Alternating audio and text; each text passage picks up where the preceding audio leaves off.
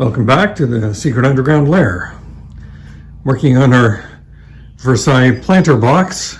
Going to do the finishing touches.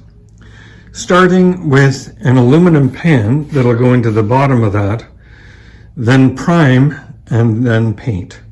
So by the end of this video, we should have a fully painted, finished, in fact, 2 fully finished and painted Versaille planter boxes. That is today's adventure. So to make the pan that'll go into the bottom of that box, I'm starting with this, it's called metal repair roll. It's aluminum flashing. I got this from my local Canadian Tire store. It was about 20 bucks. 18 inches in width, 5 feet long. So I'm going to cut an 18-inch square out of this. We'll fold up each edge 1 inch. That'll give us a 16 by 16 pan. And that will slip into the bottom of that planter. So let me get this cut and we'll see how it fits.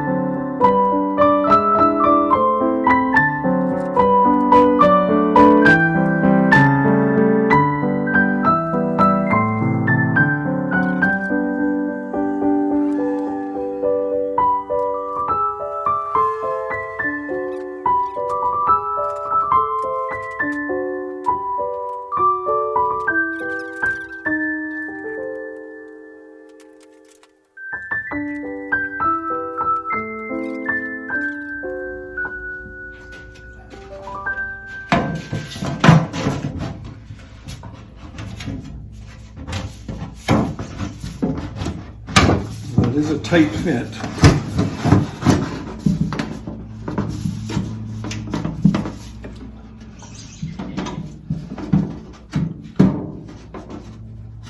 Maybe a little too tight.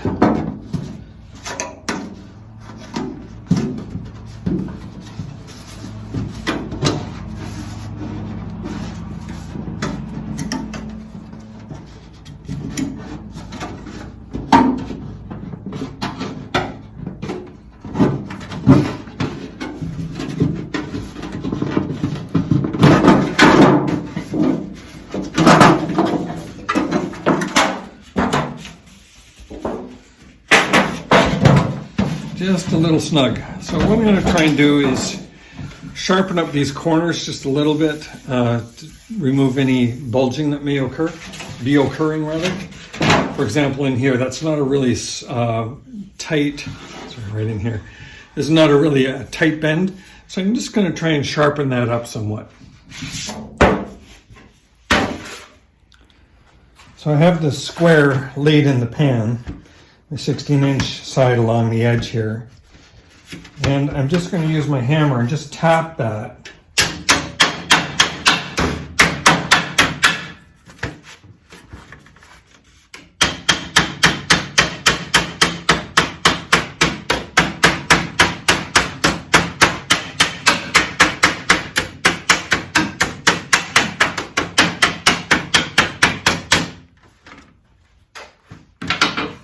It does make a much sharper edge.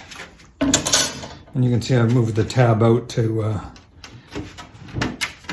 make it easier on the square.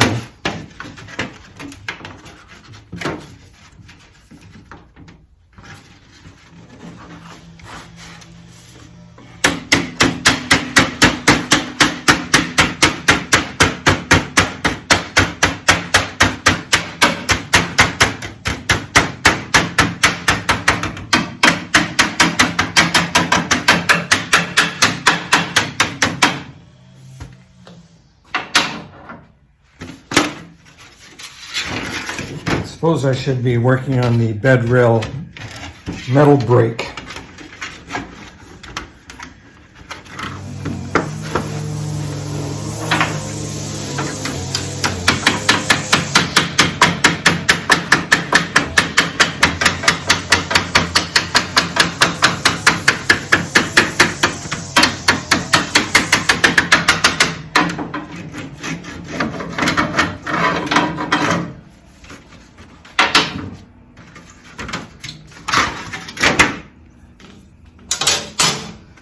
All right, take two.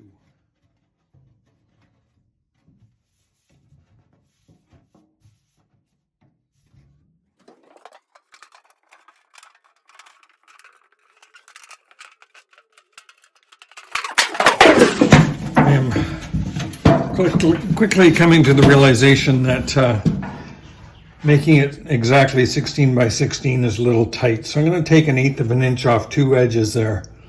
See if I can get it in a little better than that. I'll be back when I have these undone and rebent. All right, so trimming that up just 1/8 of an inch. Let it float nicely right to the bottom. Now it's a really comfortable fit. And I can actually take it in and out. So my next step here is I'm going to drill in probably 9 holes.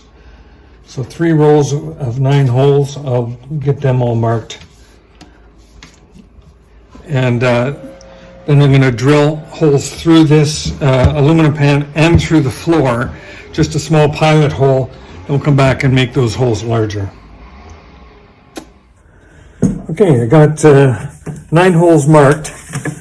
And I was using my little center punch and accidentally punched right through on this one. I had a hole in the material that I was using the center punch on, and yeah, this is a very fragile material, so oops. Anyway, we're good. So now I'm just going to drill these pilot holes, take the pan out, and we'll make some more adjustments.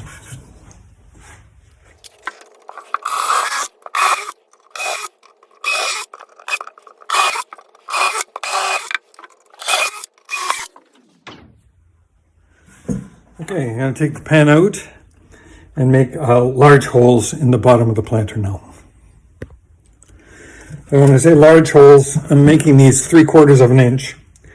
I'm using a Forstner bit. I'm just going to go about halfway through the material, flip the box upside down, and come through the other way to finish the hole so I don't get a lot of tear out.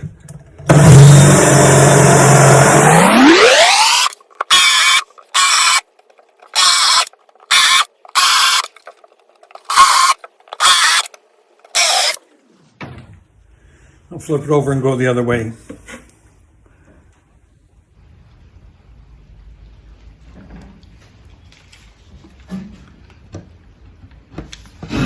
Oops, I forgot the bottom comes out. I'll just take the bottom right out.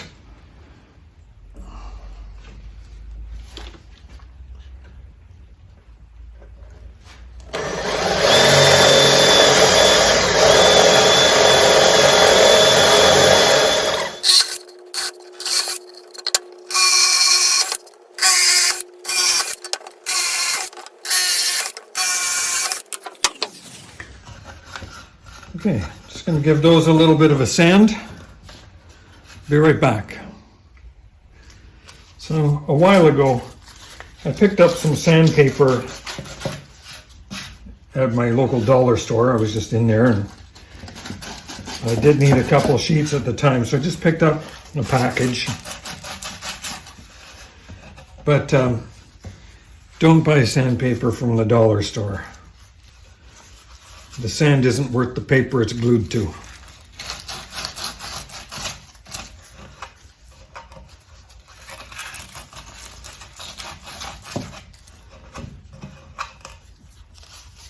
Look at that.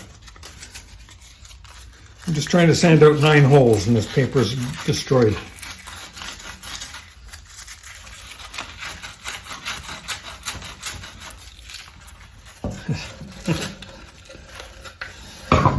Let me get some real paper.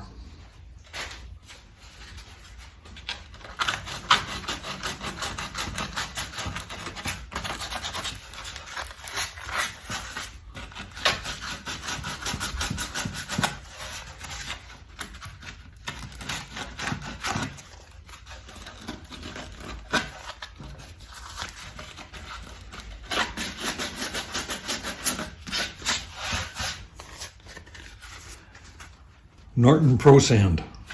It seems to work a lot better.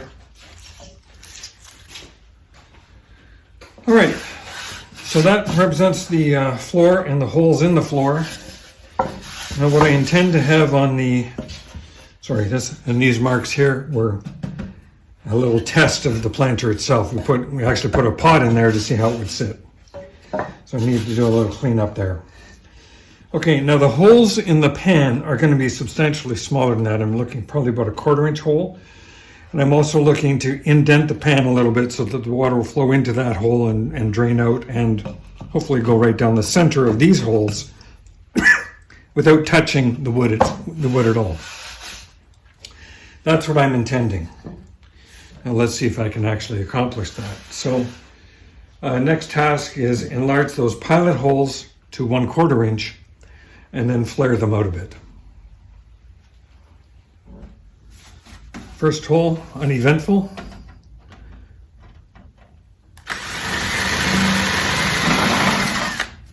Just very minimal pressure on the drill here.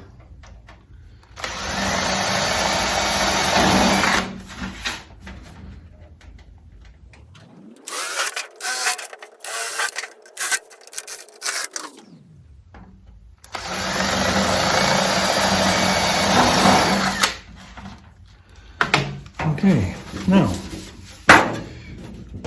to flare those out a bit, let me find some sort of tool to do that. Okay, here's what I got.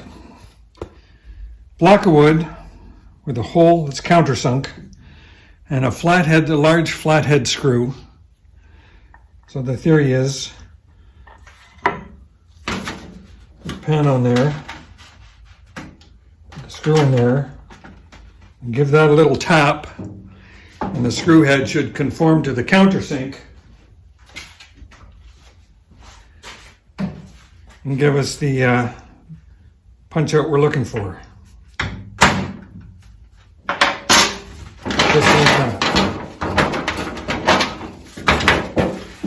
Okay, there's the little indent I'm looking for.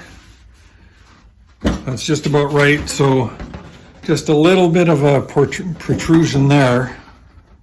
I don't know how well that'll show up. But the idea is just to get the water draining through here to form a lip around there and go right through the center of the hole in the cedar. Rather than kind of wick out to the side. So I like that. Let's do that again a couple times.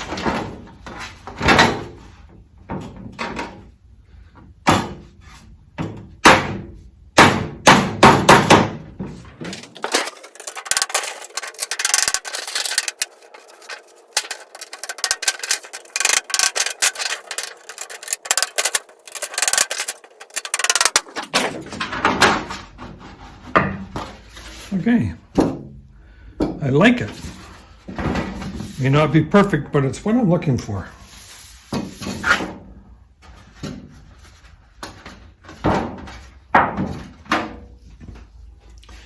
So that is our pan complete. Now I did take the time to mark the pan here so I can put it back in exactly the same orientation that I took it out of the planter box, and I marked the floor. So I took it out so it goes back in the same orientation as it was originally. So we're all good for that. Let me put this back in, see how we look.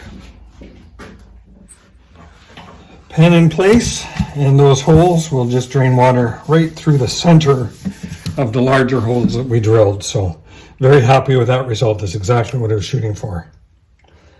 Okay, I'm going to assemble the second pan exactly the same way.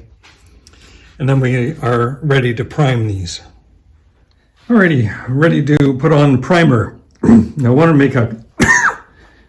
make a couple points about this before I started painting it. One, this is quite knotty cedar. There's a lot of knots in it. However, one of the compensating factors that I figure I have with this is that this wood is very old. It's probably close to 100 years old, maybe 90 years old since it was a living tree. So it has had plenty of time to dry out. So I wouldn't expect a lot of bleeding from these knots. However, where I have a really significant knot, I've actually epoxied over that knot, not just shellac, but I've put epoxy over that. And even on the legs here, I've got some epoxy on these really significant knots. So where it's been really bad, hopefully the epoxy will prevent any bleed through. The next step that we're taking is we're using a very strong sealing kind of paint. So this stuff, we've used it before. Very good at blocking stains. And it is good for exterior use. So this is the primer that we're going to be using. So hopefully the age of the wood, sealing up the major knots with epoxy and using a very good sealing paint will help keep the knots at bay. With that said, I'm going to get on with painting. I'm going to give you a slightly different perspective as I paint this time. I realize that being right-handed, I tend to block the shots an awful lot, so I'm going to put you over where hopefully you won't be blocked quite as much.